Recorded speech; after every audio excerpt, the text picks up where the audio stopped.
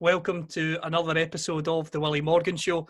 I'm your host, as always, Callum McFadden, joined by the marvellous Willie Morgan. You look in fine form today, Willie, and I believe you've even had a haircut as well. Yeah, it's been scalped, Callum. I've been scalped. It's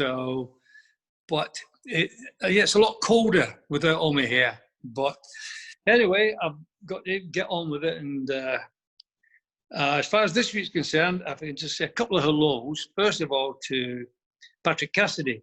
Patrick lives up there near Wishaw. And his son Steve is a friend of mine.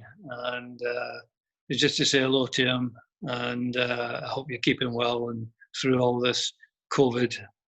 And the other one is my pals when I was a kid in Sprotwell Terrace in Salkey. I had four pals, well, a few more, but four. There was Dave Evans, not the Dave Evans. And Dave, by the way, I hope you enjoyed the book. George Honeyman, Willie Crawford, and John Spears. And I believe John Spears, his granddad now, and his young grandson has just signed with Dundee United. And so he is called Liam Spears. And just to wish you, Liam, I hope everything works out there. He's only young yet, Callum, but I hope you stick in. It's a great life, and I hope you make it. I certainly hope you're a right winger. You did tell me which position you played. But anyway, good luck to you. Funnily enough, John has also got in touch to the show saying that he hopes when this COVID situation is over, whenever that may be, that you can get back up to meet some old friends. And John, of course. And he said, I would like you to meet one of my sons and grandsons. Oh, that's nice. That's okay. That's very nice. Yeah, we go back, my God, in the 50s. That's a long time ago when we were all kids in Sprotwell Terrace. So, yeah, it was nice to talk to him. And I hope his grandson goes on and makes it. It'd be lovely. A few other listeners have got in touch, not with questions, but just with statements they want us to read out. So Nick Richards has got in touch to say, my son Matty and I had the good fortune to be invited by Willie into his home after Matty painted the great man. Willie is so humble and kind, and we'll never forget his hospitality and passion for football, art, and the encouragement he gave us. We love listening to the show. Both Callum and Willie, we wish you all the best, and we really appreciate what you do too. Thank you. Yeah, the painting he did is amazing. It's hanging on my wall, and he has so much talent. It's unbelievable. And I'm sure he'll go on to be one of the great painters in the world. So thank you for your nice words. Regan Jones, who normally sends us in quite a few questions, has said, I just want to send a message to say that I can't believe I get the chance to put questions to a Manchester United legend like you. Watching footage of you, I believe you're one of the finest wingers we've ever had at Manchester United. Your skill, speed and balance was unbelievable as you glided down the wing. I'm so happy I've got a signed book and picture, and I hope I can buy some more signed merchandise in the future. I will make sure my future children and grandchildren know who the great Willie Morgan is. Thank you for answering my questions in recent weeks. Okay, thank you very much for your kind words as well. Yeah, they were great times. I love my time at Man United, obviously. Just great memories. So thank you for your nice words. One from Jackie Edge. She said, my friend was a big Jim Holton fan, and I was and still am a big fan of Willie Morgan. We used to go to the cliff together to watch them training. Those were the two we always tried to get a photo with afterwards. Hope you're well, Willie. Thank you, Jackie. And Jim Holton, he's one of the nicest people. The two nicest people I think I've met in football, players I'm talking about. One, it was Nobby Stiles. I couldn't believe how nice he was. And I hated him before I met him. And the other one was Jim Holton. He was a lovely, lovely guy. And I hope his book's done well. I went to the launch of his book with Jim McCalliog. So I hope the book's done well for the family. Great player as well. Jim Holton was a great player. So thank you, Jackie, for your nice words as well. Thank you. from one great player to another. Dennis Law, I believe you've been doing a bit of filming this week that may have involved you talking a wee bit about Dennis and Man United in Scotland as well. Yeah, I did some filming the other day there here at home. They came up. And it reminded me of one of the stories, people say, oh, what was it like? Was it when you were in Scotland? And I remember when we were going to the World Cup, we actually reported up. We used to stay in Glasgow on the Saturday night. And then coach would take us all up to Largs on the Sunday morning. And I drove Dennis up. We were going to play, I think, home international, then go off and play some matches. I was injured at the time. I've told you the story last week. I didn't play for 4 weeks. So we arrived at the Station Hotel, as it was in those days, up in Glasgow. And little Jimmy Johnstone was there waiting us. Dixie Dean, who wasn't in the squad but was in the hotel. Billy Bremner, Dennis and I. And little Jinky said, oh, there's a great club opened in Glasgow. Because in those days, Glasgow, at 10 o'clock, Glasgow was empty. It was dead. There's nothing. So Jinky said, oh, there's a new place open. We'll love it. We'll all go along. We'll go along there later. So we had somebody went, met, and Jimmy took us along to the club. We got there. And the bouncer said, yeah. He said, are you members? So Jimmy said to him, no, it's Scotland, some of the Scotland squad going off to the World Cup. Yeah, I know, yeah, but are you members? I said, well, no, we're not members. They've come up from England. And if you're not members, you can't come in. And we said, no, we thought he was kidding, the doorman. And then he said, no, you can't come in. I'm serious, unless you can fight. So we said, you're kidding? He said, no, can't come in. So we all went back to the Station Hotel. I just wonder if the bouncer's still alive. What a bum you were. But we went back to the Station Hotel and had a few drinks before we set off to Largs. So I just thought, a nice story. Yeah, there's 5 of us stood there. We didn't let us in. Good old Scotland. Wow, it just makes you wonder. You go, that bouncer, if he's still alive, bless him, when he listens to this, he'll be thinking, what on earth was I thinking that night? What was he thinking? It's unbelievable. We were just looking at each other. We just started laughing. I said, really? Okay. We just wandered back to the Station Hotel and had a couple of drinks in the bar there. Played some cards, I think. And then off to Largs in the morning. So, yeah, it's amazing what goes on that you don't know about, Callum. Absolutely. And we've talked about some funny memories, but we're going to talk about the present day at the moment. Manchester United, Europa League semi-final, defeated by Sevilla. What was your thoughts and what was your verdict on the team? It's always going to be a hard game anyway. Sevilla, they're not a bad team. But, I've said so many times, everyone thinks we're the end product now. We're the finished product. We're not. It's a 5-year job. You still got to get rid of at least half the squad and bring new people in. We're just not good enough. And he knows that as well. I keep saying he knows that.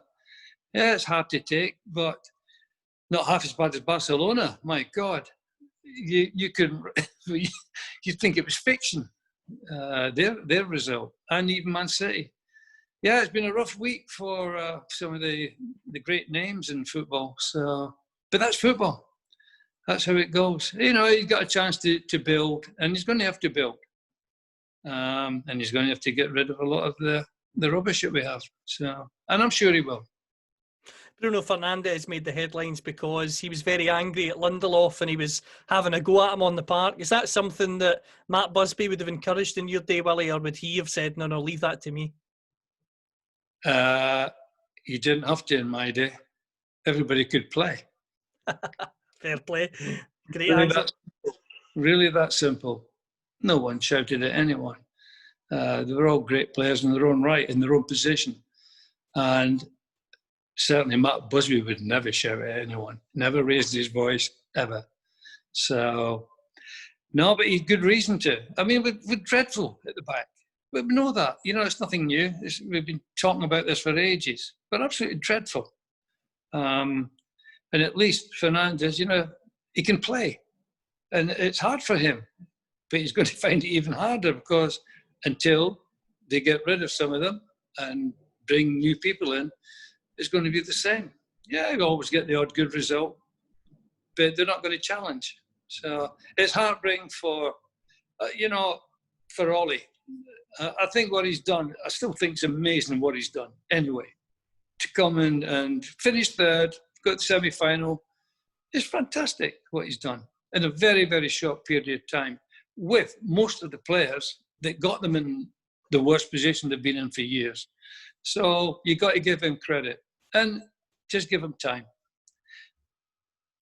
I've got to ask you about Barcelona. You said there it was like fiction. The man whose shirt I have behind me, Lionel Messi, sad to watch him on the pitch on the back of an 8-2 defeat. There's a lot of talk now, Willie. You mention Messi a lot, and a lot of people on the show laugh and say, if only Messi would ever consider moving. If you believe the Spanish media and people close to him who've talked to the press, they've said this is the first time it looks as if he may actually leave Barcelona. Do you think he would come to United, or do you think he'll end up elsewhere? Wow, it's a two-horse race, isn't it? It'll either be City or it'll be United. And the only reason City would win is because of Pep. Because obviously he knows Pep very well, played under him. And that would be probably the deciding factor. On the other hand, Man United is the biggest name in the world, not Man City. They're local. And so you don't know. I think he will move, by the way. And it is time to move. Not just this year, the last 2-3 years, Barcelona have been going downhill. And for someone like Messi, who for me is the greatest player in the world, it doesn't matter how great you are, you still need people to play with, and they're just not good enough. They are just not. You think our defence is bad? Their defence is diabolical. I didn't think it'd be too much. Unbelievable result. So, but it happens. But I do think he's now 32, 33. I think playing in the Premier League would be great for him, and I think it'd be phenomenal. I hope we would sign him. I hope, but let's wait and see. But I do think he'll move. Yeah, I think it's time for him now. If he leaves it any longer, it's going to be too late. So he'll want to come now, and he'll want to win. He'll want to win trophies. And in spite of the defeat the other night, City still won if not the best team in the league at the moment. So we'll see. I hope he does. Might get me out of my seat and go back and watch again. There's been talk of him maybe considering a move to America. Do you think it's far too early for that? Yeah. He doesn't need to go to America. He doesn't need the money. Unlike my day when me and Bestie and all them, we had to go get a few quid. We were all skint.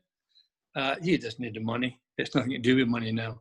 He'll still want to be the best player in the world, be seen as the best player in the world, and he'll want to play in the best possible team in the world. And that ain't going to be in America.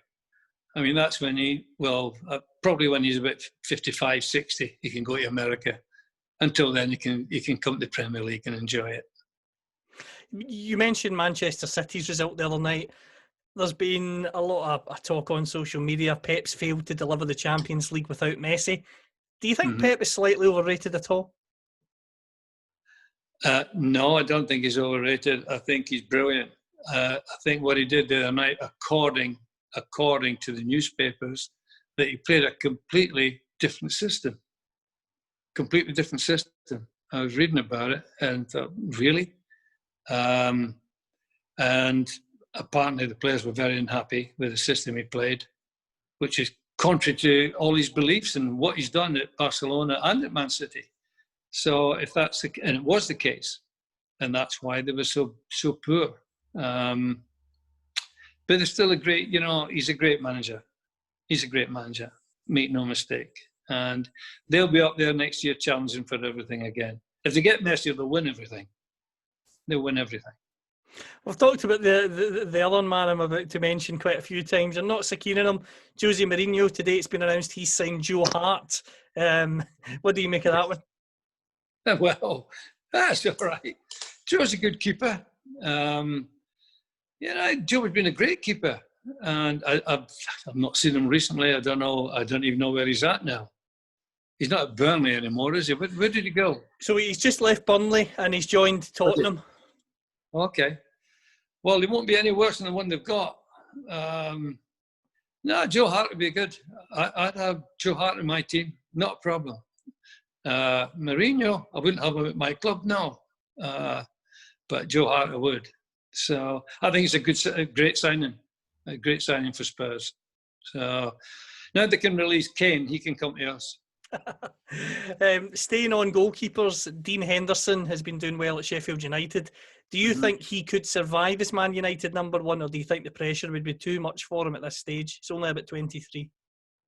No, not a problem. You know, when you're at that age, 17, 18 through to 25, the word, it doesn't mean anything, pressure. There's no such thing. He won't feel pressure at all. You don't start feeling pressure till you're in your late 20s, early 30s. No pressure. And he's done fantastic where he's been. And yes, I think he will come back. And I think he'll let David de Gea go. That's what I think. I think he will go. So we'll see, whatever. But I think, no, Henderson would be great. Not a problem for me.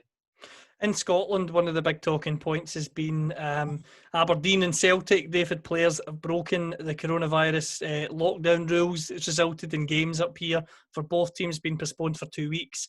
If you were playing alongside someone who broke the rules like this, just how angry would you be that they've let the whole club down? It's crazy. Absolutely crazy.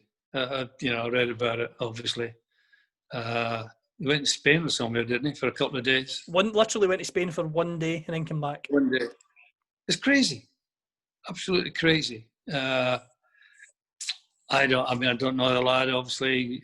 He's probably just a nice lad anyway, but very badly advised. Whoever came up with the idea for him to go away for a day is just ludicrous.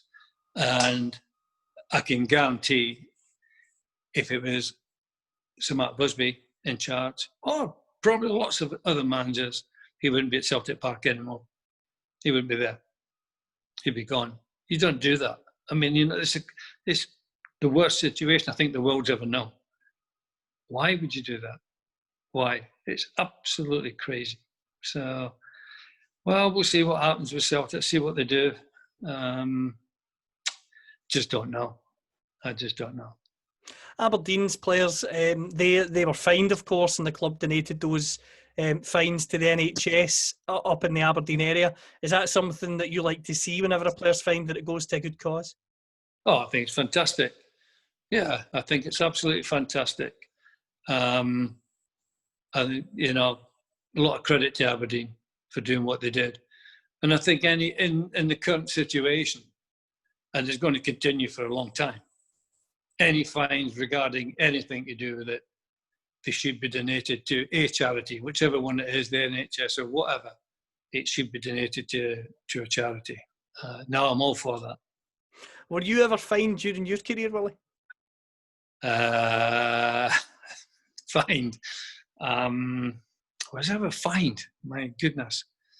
We didn't have enough money left over to get fined, Callum. No, I was rapping the knuckles a couple of times. I got sent off 6 times. And back in those days, you lost whatever wages because automatic ban at the time. But fined directly? No, I was never fined directly. See, you mentioned being sent off there, and I've always wanted to ask a footballer this, so perfect question for you. See, when you get that red card and you're walking off the pitch, just how do you feel? Do you feel angry? Do you feel embarrassed? Describe that moment when you're walking off the pitch knowing you're not coming back on. The first sending off I ever had was derby. I was playing for Burnley, obviously, against Blackburn. That was our derby. They hated each other, the clubs. And we were playing at Blackburn. It was around about Christmas time. And the pitch was just a sea of mud. And I didn't like getting my pants dirty, my shirt. I like to try and keep dry. when I was playing. So I would give the left back a bit of a turning over. I can't remember his name. I think it was Walter Joyce. I'm not sure if it was Walter or not. Anyway, the centre half at the time was a lad called Mike England, who's one of my good friends now, by the way. And he came up, he took a running leap, and I was dancing on the ball and doing all sorts of daft things. We were beating them 2-0. And he slid in and took me up in the air. And I came down in the mud. And so I chinned him. He was lying on the floor at the time, don't forget, because he was a lot taller than me. So I chinned him while he was on the floor. And there was no red cards, Callum. It was just the little notebook came out, took your name, sent you off. He was called Jim Finney, the referee. I'll never forget him. And so he sent me off at Blackburn. And I was on the opposite side to where the players' tunnel. I was on the far side, on the right wing, where he got me. And I had to walk all the way across the pitch to get off. And I actually have a photograph that someone sent me. George Bray was the trainer. Harry Potts obviously was the manager at the time. So I walk all the way, and the Blackburn fans are booing me, and of course I give them the fingers, as you do. I was like 18, I was a young lad. So I give them the fingers, I'm walking off and enjoying it, And when I got to the line, George Bray got hold of me and pulled me off. As I got to the start of the tunnel, Harry Potts gave me a smack in the back of the head. He said, "You're a disgrace. Get up there and to the dressing room and don't come back out." Okay. So I wasn't overly bothered at the time, and I said I had 6 in total sending offs, most of them for punching people. So it was a hard game in those days, Callum. You had to look after yourself, and they were all big bruisers, these people. So we felt that if the ref's not going to protect you, then you have to do a little bit yourself. Unfortunately, I got caught. We're into the listeners' questions. As I say, every single time we record now, Willie, thank you for your questions. There's so many every single week, and we do our best to answer every single one. Starting off with Sean, he wants to put you in the spot straight away. He wants to know who's the better manager, Jock Stein or Sir Alex Ferguson? Jock Stein. Sean, Jock Stein. That's simple. No hesitation at all? No, not at all. Jock Stein. Jock Stein was great. Great manager. Next one is from Kevin. He wants to know, would you have ever have played for Rangers? Yes, I would. I don't think I've told you this. When I was 15 and the scouts started coming to the house, don't forget we lived in a tiny little miner's house. And there was a crucifix on the wall. I remember the guy coming to the door, and you had to come up the stairs. We lived up the top. And came, sat down, said, "Would you like a cup of tea?" I said, "I'm from Rangers. I'd like to see if the lad would come through." And anyway, my sister went off to get him a cup of tea, and he looked up and saw the crucifix and said, "Oh, I've just remembered I've got to do something. Do you mind if I can come back?" And he said, No, not a problem. And off he went. Never saw him again, of course. But nearly all my pals in the village, they were all Rangers supporters. George Hammond, Jim Henry, they were just all Rangers supporters. Alistair Morrison, Ali Mo, we called him. Ali's not with us anymore. Massive Rangers supporter. And yes, I would. Not then, obviously, they didn't sign Catholics in those days. But in the latter years, when I was making some moves, Ali said, "Would you come to Rangers?" And I said, "Yeah, of course I'll come to Rangers." They said, "A good team and pay me, what I want. Of course I'll play for Rangers." Never happened, of course, but then I didn't play for Celtic either in the end. So, but yes, I would. I would have played for them, Dean. Or Sean, rather. I would have played for them.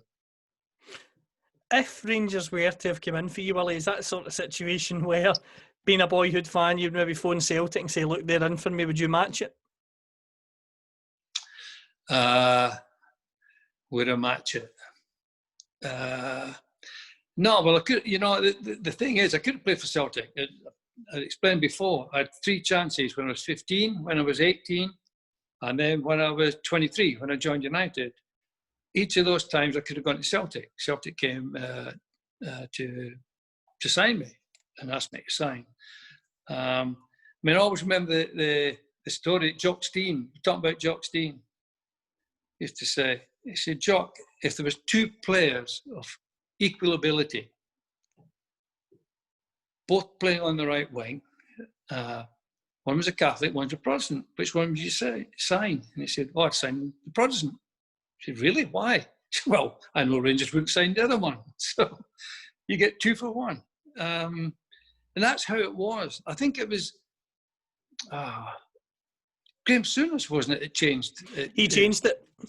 It was Graham. I used to see quite a bit of Graham play a lot of golf for them. He lived just across the way from me, just a few houses down. But he's moved now. He's living down south. Great guy, great player. And yeah, he changed it.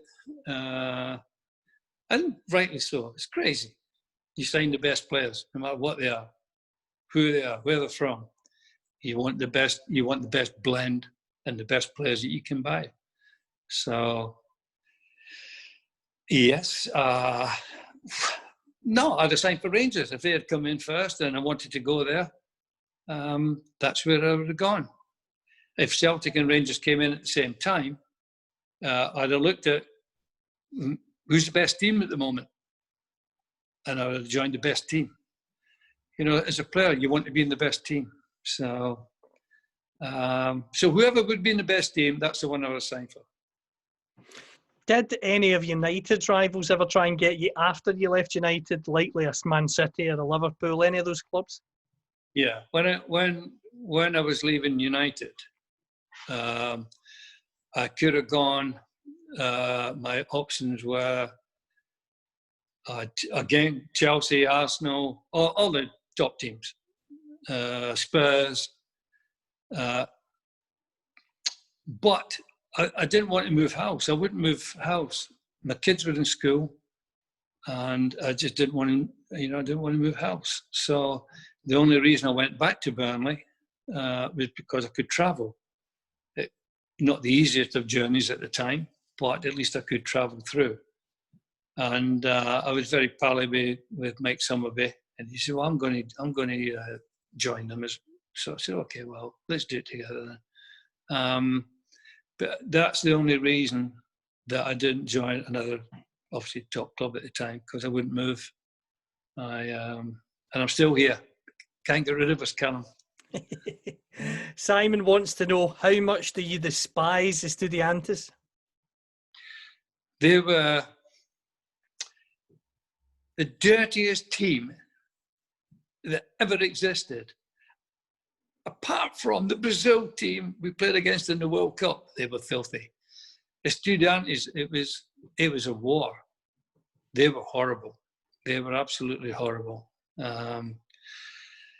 But great memory, for me to come from Burnley and be thrown in the World Club Championship match, and then to actually score, in the second game, and we were robbed over there. We had when it was 0-0, we had a perfectly good goal, and the referee disallowed it. But it was hostile. The atmosphere was vicious. I mean, they really, really hated us. They were not nice at all. It was a relief to get out of Argentina, I can assure you. So, but that's football. You have to take what comes. Just ask Barcelona. Eric wants to know, when games of yours are shown on TV, I've watched a few on ITV4 recently, do you watch them yourself, Willie, and watch yourself back? The only thing that I have watched, Eric, is on YouTube. There's a couple of bits, I think, on the wing. There's 2 different versions of On the Wing. And I enjoy looking back in those. Obviously, it's great memories. There was a game on the other day against Nottingham Forest, and I think my daughter phoned up. She said, "Oh, put Channel 4 on, Dad." So what is it? I didn't remember a thing. I don't even remember playing against them that long ago. But yeah, it was, I watched a bit of it. Obviously, I missed quite a lot. I watched a bit of it. But there wasn't many matches. But, match of the day was only one match a week on a Saturday night way back then. So we didn't get a chance to watch yourself play many occasions. And YouTube has been a revelation for me. I've seen more things on YouTube. I actually watched Chicago Sting play the New York Cosmos, which was my second game in 1977. And it was on YouTube. I couldn't believe it. It was incredible. So, yes, it's good to look back, but I don't go looking for them. I said, I've only seen half or part of the match it was shown the other night. So part of it, that's all. But I say my daughter pointed it out. So, but normally, no. I don't know. It's weird watching yourself on television. It is weird. So, but the YouTube ones I do enjoy. I must be honest. Philip wants to know, why did you move to America? Money. Just for money. We had no money. None of the players from my era ended up with any money. None of us. Apart from the fact, we as regards the working man, we earned great wages. But we paid, I think if you read my book, I was paying 97.5p in the pound tax at the top of so up to a certain point. After a certain point, it wasn't worth. When you come and play for Scotland, I think we got £40, and mine's worked out at 40, well, sixpence in those days. It was sixpence, equivalent to 2.5p now. So I was getting 42.5p's for playing for Scotland. It was crazy. So when America came along, it was a chance, towards the end of your career, it was a chance to go there, play in the sunshine, because obviously it was their summertime. And as I said, I think last week, that Bestie had been there in 1976 and came back and told me, you must come. He says, it's great, you'll love it. It's easy, and money for nothing. And so we did, and got a few quid and paid the school fees for the kids, kept me on the golf course. So it was, but most of the players went there for money. Most of the players, if not all of them, apart from the young American lads who you had to have so many on the pitch at any given time. I think it was 3. You had to have 3 natural Americans on the pitch at all times. So it was different for them. But people like myself and Pelly, Beckenbauer, Bestie, Marshy, went for money. It was easy money. So that's why I went. And I nearly stayed there. Because I got offered the managerial job at both Chicago and Minnesota. But again, it was moving my kids. The kids were a bit older then, and I thought about it. But the school systems in America, that they were like it was either 2 or 3 years behind the schools over here. So my kids would have had to go back 2 years, 3 years, which is crazy. So in the end, decided not to. But yeah, I loved America. I loved playing there. It was great. So I hope that answers your question. What was it like to live there at that time? Fabulous. Absolutely fabulous. I discovered McDonald's, and I discovered having a vanilla milkshake, a large French fries, and dip my chips in my milkshake. So I started doing that, and the young American lads were there, they said, "What are you doing?" I said, "No, it's great." And they said, "No, you don't do that." I said, "You do. Get plenty of salt on the chips and dip them in the milkshake." Vanilla milkshake it was. And I'm still doing it, by the way. I had one the other day. I went and got me vanilla milkshake and a big bag of chips. Dipped the chips in. So, But I loved America. America was, they treated you great. I mean, the people were lovely. The fans were fantastic. And the people who owned the clubs couldn't do enough for you. It was one, and it was the summertime. So when we weren't playing, you're lying at the pool or playing golf. It was a great time. The problem for me was that they overlapped. The 4 years I did it, from 77 through to 82, 81, 82, I was playing all the year round. I didn't have a break because the seasons overlapped. So at the end of our season, their season had just started. So I'd fly over. They'd already played one match or two matches, go straight into it. And then by the time their season, because we did well at both Chicago, we went through it, the playoffs, same in Minnesota. So, and the season here had started when I came back. So I was playing 100 odd matches for 4 years on the trot every year without holiday. And in the end, I just got tired. You carry injuries and you do all sorts of things. I just got tired. And I think I told you last week, I didn't actually retire. I just stopped playing because I was tired. And but I loved it. Nevertheless, I said, but mainly went there for the money. But then after that, I actually enjoyed it. Playing against and with some of the great players from Europe was fabulous, and South America. Everyone was there. Everyone who was anyone was in America at that time. So, yeah, I'd go back tomorrow to play. Where did you prefer, Chicago or Minnesota? I love both. When Chicago, they played at a place called Soldier Field, where the football team played, the Chicago Bears. That was there. But it was AstroTurf. I'd never played on AstroTurf before. And people said, just be careful when you fall because you get a burn. I said, but it's really soft. And it was like a just very, very soft carpet. And I'm obviously very careful, but I did fall once. Well, I didn't. Somebody came in from behind me and took me out. And when I got up, half my skin was gone on my knees and my arms. And I never fell again, I can assure you. The AstroTurf was vicious. Whereas at Minnesota, we played on grass. So it was a lot better, much, much better. So we played at the Vikings Stadium, the Minnesota Vikings. And I just loved it. I love both places. Great memories of both of them.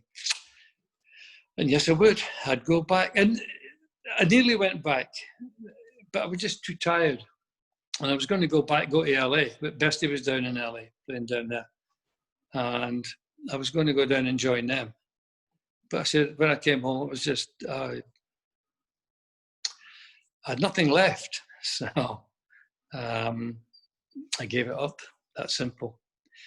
Looking back, yeah, it'd be nice to play it on a little bit more, but I think I had a good run. So it was different from nowadays. I mean, nowadays, people like myself, any of them, you could play at your 50. The pitches, the conditions you play in are phenomenal.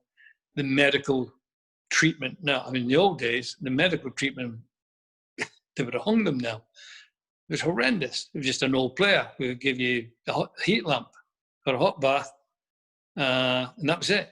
They had no knowledge of any injury. Everything was the same. You just got heat for everything. And they messed up a lot of people. A lot of people ended up crippled, footballers from that era, because there was no medical staff as such, no trained medical staff. It's only when I went to America that my first injury, when I got injured there, and I went in, and this is completely different. They were professionals. They were obviously properly trained. And it was a different world. So, but nowadays, I mean, they won't play if they've got a scratch. So it's just, everything's different. But you could play for years now. The pitches are unbelievable. It's the one thing I envy them. I don't envy the money. I don't envy anything but the pitch. The pitches are fantastic. For people like me who run and dribble with the ball, it would be a dream. I mean, we did. We run and dribbled with the ball. I said, watch YouTube. And it's just mud. But we still did it. So, yeah, I wish only for the pitches. That's what I wish. Nothing else. Some sad news. Lynn Cameron has got in touch to say it was very sad this week to read of the death of Tom Forsyth. What are your memories of him? I didn't know Tom had gone. I didn't know he'd gone. He was a great lad. He was a great lad. Good fullback. He was just a nice guy and a good player. I think my lasting memory of him was when we had to go to the Vatican to have a private audience with the Pope. And he said, I can't do that. And, not Tom. Yeah, I'm talking about Alex Forsyth.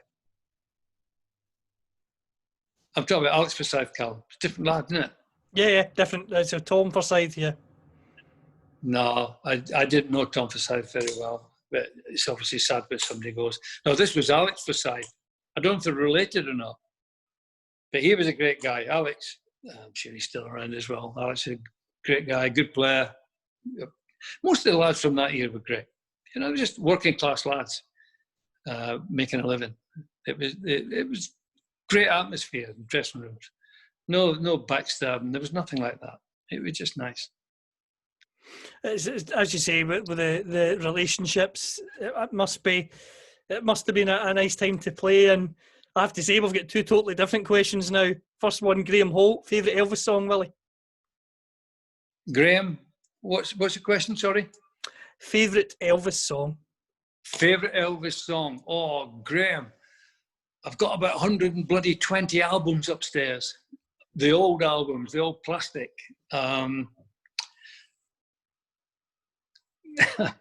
There's two songs.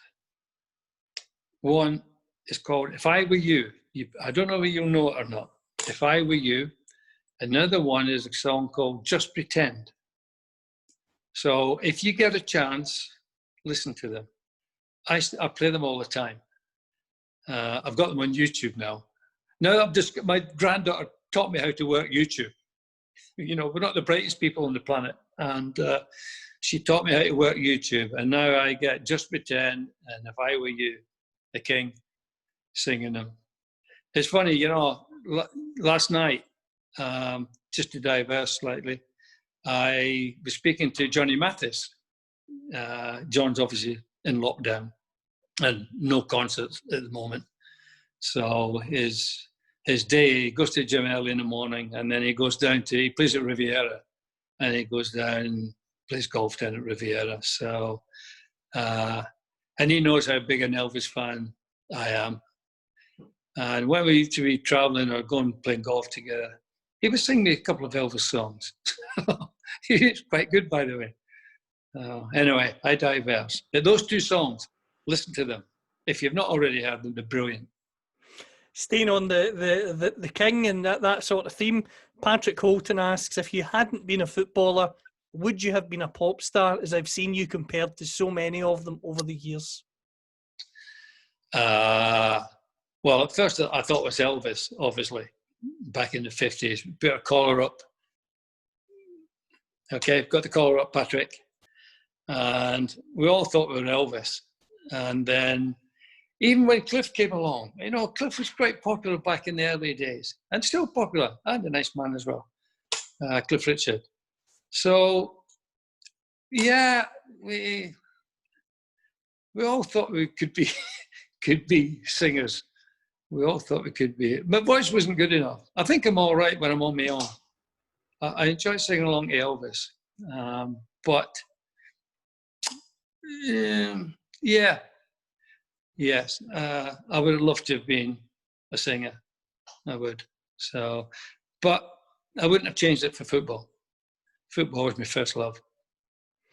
Lorraine Walsh has got an interesting question. She said, I saw an article when you opened your Supertique shop that it was surrounded by hundreds of fans. It looked like a pop concert. How was that day? Do you remember it?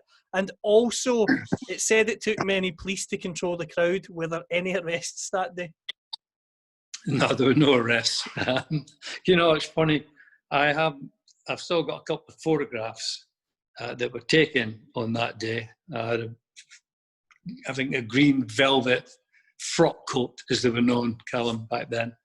And only, I don't know, 4 or 5 days ago, I got this picture that you're obviously talking about sent through, and showing the crowd outside. There was no arrest, obviously. It was, you know, I had my own fan club in that, and I think most of them were from the fan club. So it was wonderful. And I had an old pal of mine called Kenny Ball. I don't, you young people won't remember Kenny, I don't think. Kenny Ball and the Jazzmen. Kenny came to open it. And a girl called Helen Shapiro. She was a singer at the time. And it was fantastic. I mean, it was a great atmosphere. Everyone was happy. It was a lovely day, thank God. Sun was shining. But the photograph, I mean, God, 50 years ago, probably. Nearly. The photograph brought back so many memories. I'd never seen it before. I'd never seen that photograph with all the crowd. So, it's they're great memories. Absolutely fantastic memories. Michael Kieran stays on that theme. He says, what businesses did you operate when you stopped playing? When did the laundrettes and sports shops go? And are you glad you invested in business while still playing? Well, the first business was the Super Teak, as they called it. And I left to go to Burnley, to go to United shortly after that. And didn't make any money from it, to be honest.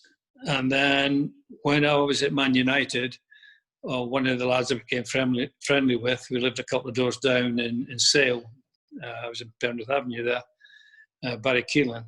He was a laundrette engineer. That's what he did. And he said, do you fancy buying a laundrette? I said, okay, we'll do it, because he'll look after it. And so we did. And we ended up with 4 laundrettes. And they were all right. He didn't make any, he didn't make any money. But they were great. They were great fun. We used to go around emptying the boxes and filling up soap, all sorts of things. And I enjoyed doing that. And then the last venture, it wasn't a venture of money making. It was the Howard Keel Golf Classic. I was just playing golf and hanging around. And a friend of mine, Peter Collins, asked me if I'd look at doing a charity golf day for the NSPCC. And that's how it started. So I spent 27 years organising it. Not as a business as such, it made very little. But the NSPCC did very well. I think they got 2.5 million in total over the years. And it was a lot of work. I mean, we thought, just do a golf day, it's a weekend. It wasn't. It was a year's work. That's why I'm grey. But I loved it. But money making, no, I didn't invest.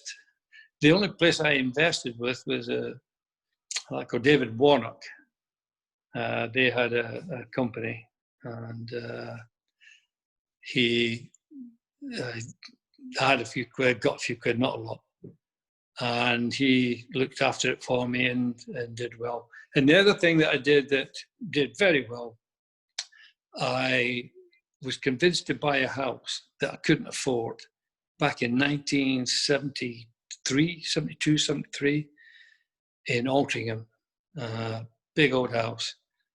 And eventually, when we sold it 35 years later, obviously it did very well. I mean, the market had gone up dramatically over the years. So, but other than that, David Warner, and now I say I'm with Steve McGarry, who took over from David. Big Celtic fan, Callum, by the way. So they've been great. They look after me, and we don't have much.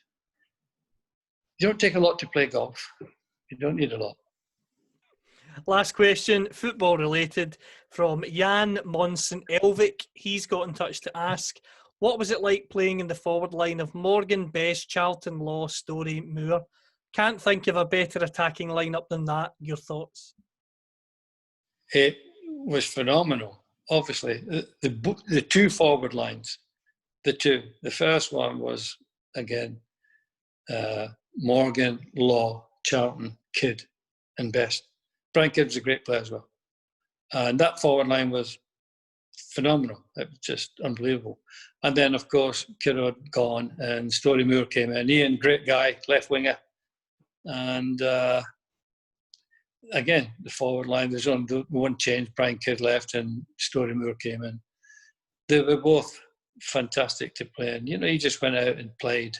They were great times. And now and again, it's nice to reminisce on some of the old times and the great players that I played with. It's definitely great to reminisce. That's what this show is all about, as well as talking about the here and now. Hopefully we've got some good Manchester United news in the next fortnight when it comes to transfers. From Willie and myself, we wish you all the very best. Just before we go, Willie, how's the golf game getting on? Looking forward to continuing to play while the weather's half decent? Yeah, the golf game's good. Unfortunately, the problem is that I play with my grandson, Alex, and he beats me so badly. So, and I'm not bad. I told you, I'm off 8 handicap, 7.6 I think I'm off at the moment. So I play off 8. And he's the same, that he just hits the ball so far, and he's making his granddad feel very humble. So, but no, the golf game's good. And the Mere's in great condition after all this COVID. It's in great condition, and it's just a joy to play there. Well, as I say, from you and I wish the listeners all the very best, and we'll be back with you in a fortnight's time. I look forward to it, Callum. Take care.